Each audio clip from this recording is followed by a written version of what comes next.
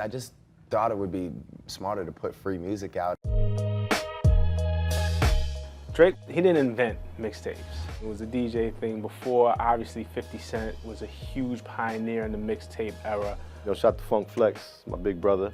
He did mixtape albums years ago. We can't talk about the impact that Drake has had on the industry without first talking about his mixtape, So Far Gone. By no means was So Far Gone the first mixtape, but it felt like the first because even though other artists were definitely dropping mixtapes at the time, this felt like an album. It's a very overwhelming thing to think of making an album, especially when you're not in the position of, an artist that's signed and has the backing.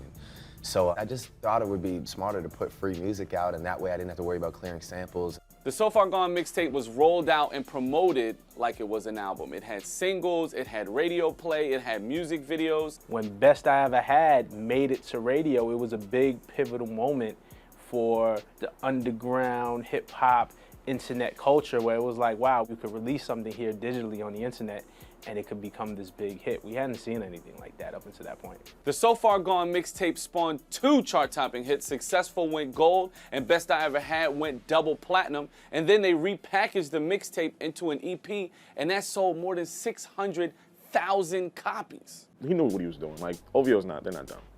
They know exactly how to sell to their fan base. They know exactly how to manipulate the market.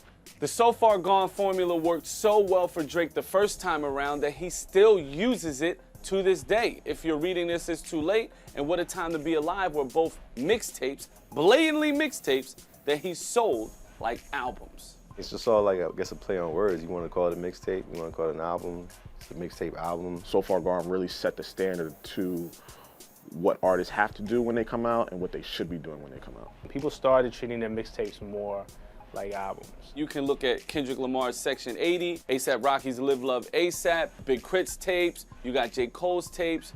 All of those tapes are albums because of the Drake effect. Drake and them, they open up a lane. I'm doing 2-3 tours off mixtape. You know it could get bigger and bigger every time. Dropping mixtape, it does accumulate show money.